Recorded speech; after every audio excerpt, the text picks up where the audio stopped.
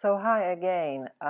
Today we're going to go through the painting a copy of an old master, Giovanni Battista Gauli, and it is a brief session that I have actually done as a online course.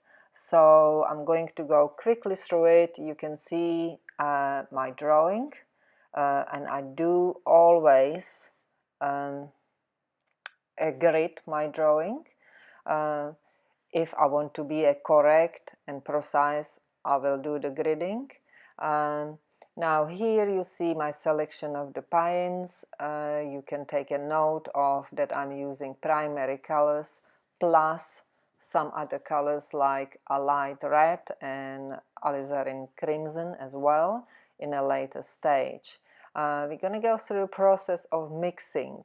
I'm very particular about mixing. I always start with the dark colors and a basic mixture of 3 primary colors together will give me a beautiful deep brown color, which is usually my starting point. So here you see me mixing that, and from that color I'll keep dividing and changing until I get a correct mixture of darks, midtones and light colors. So each color has got a little bit of the previous color in it. So you can see me checking against the darks, adding some bits and pieces of the other colors until I am satisfied. I like to have at least 2-3 dark colors, 2-3 mid-tone colors, 2-3 light colors. So and then I'm quite happy to intermix in between them, and I'm always ready to change if it's necessary. So for most of you it may look a little bit rigid, but I'm tidy. I like my palette to be tidy. I like to know where the colors are, so I do not have to mix while I'm painting. I can focus on the brush strokes. So I separate this. I focus on the mixing, I focus on the drawing, I focus on the painting, and that gives me a good feeling. I do succeed with that, and I urge my students to do similar. So you can see how I'm separating from one color to another color and adding to that mix until I have what I'm looking for, and constantly checking it against the photograph, because I'm doing a copy. I'm not inventing, so I'm trying to really get the colors right. And if the color doesn't disappear when I put it on my palette knife, if it doesn't disappear against the color that I'm mixing, then obviously it's not the right color. So I always use palette knife. I use the non-porous surface to mix on, and here we go. I have several colors mixed by adding whatever is necessary.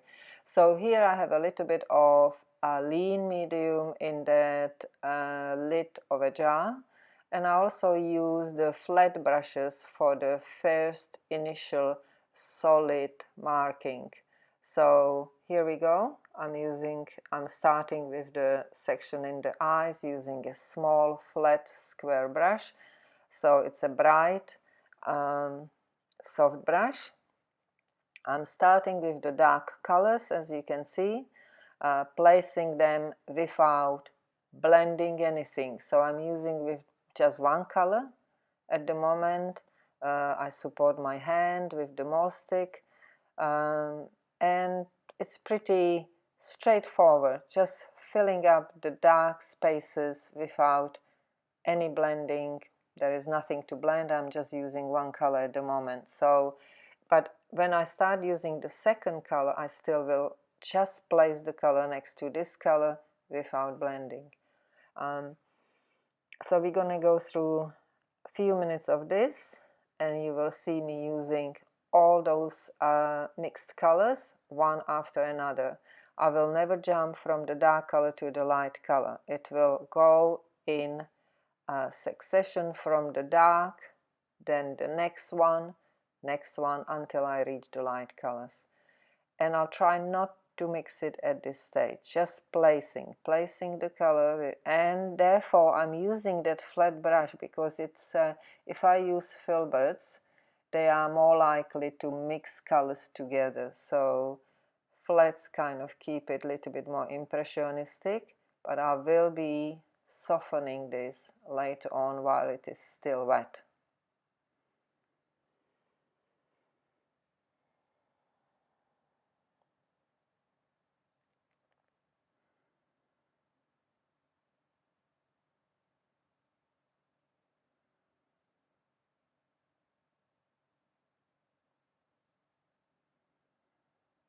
So I divide my brushes into 3 groups. I use one brush for the darker colors, one brush for the mid-tone colors, and one brush for the lighter colors. The size of the brush depends on the size of the painting. So if I'm doing large sections, I may be using the larger brush. If I'm on the small, tiny spaces, obviously I'm using smaller brush. And I'm using full bodied color, nice and solid strokes, enough paint on my brush to cover the canvas, so it's not glazing, it is a solid stroke with quite a bit of paint on my brush.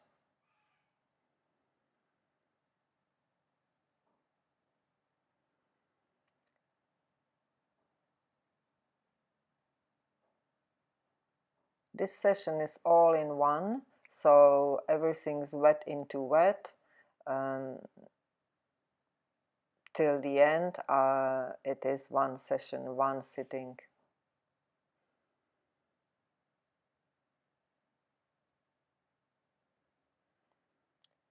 So obviously you see it speed up. You can already see me putting a lighter values. And you can see how impressionistic it's starting to look, one color next to the other color, without any blending.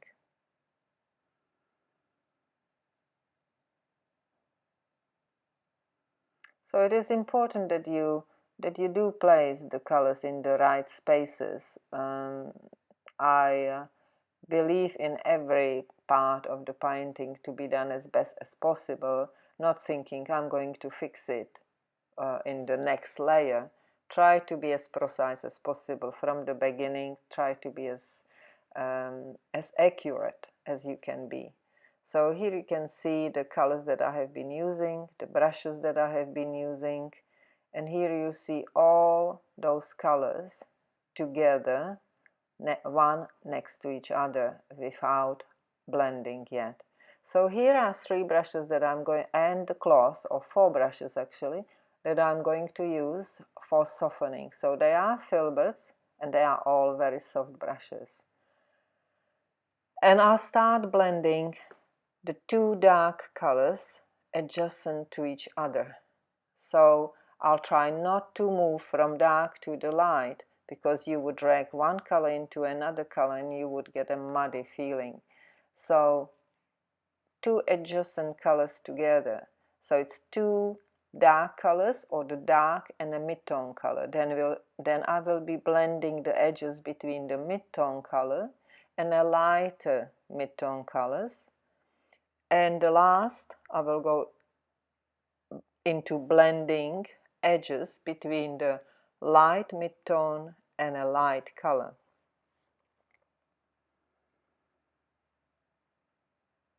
I do have that cloth in my hand, and every time I feel that my brush is saturated with color and it's dragging the color into another color too much, I'll wipe the brush.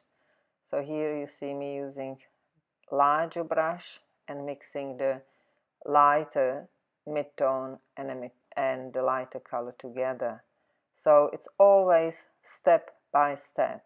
If you start dragging the brush from dark color to light colors, you will get a gray, muddy colors.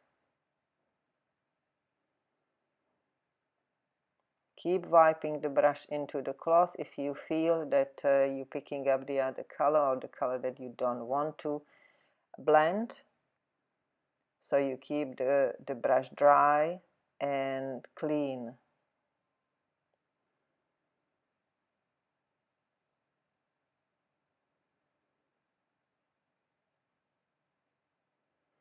So this section that we're doing today is the first layer. It's not the detail layer, it's the layer that covers the canvas, and I call it a first layer. We're gonna do the part of the face today, and in the next video we're going to do the beard and the hair and the background.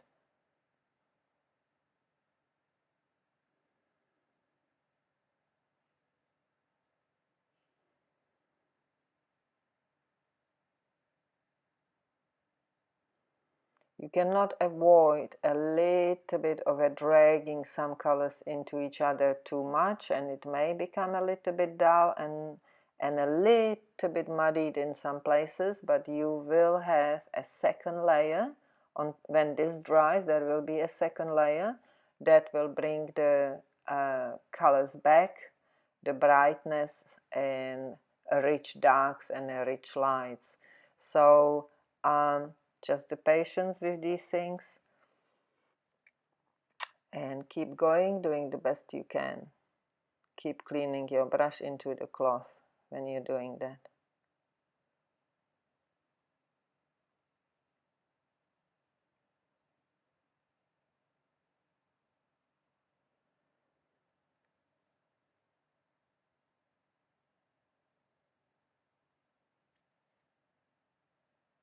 There are many different ways how we can finish this portrait, but I have chosen this particular way to show you today. So that's just one of those ways how to get to the nice finish for you to try. In some future videos you're gonna see me doing different ways, and you know, it's up to you to try and see what works for you.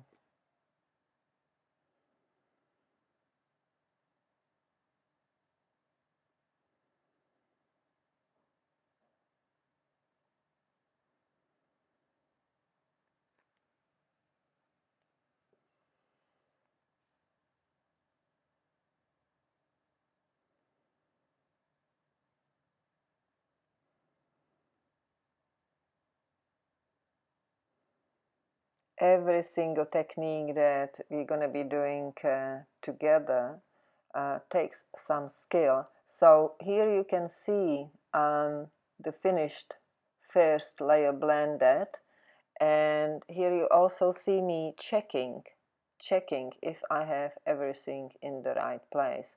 So I'm checking my horizontal placement and vertical placement, seeing if the eyes didn't start to straighten up, if the angles, everything correct. It's easiest to judge against the vertical and horizontal lines. And here is before I blended, and here is after I blended, so you can see the difference. Thank you for watching this first part, and I will see you when we're doing the beard and the hair again. Good luck.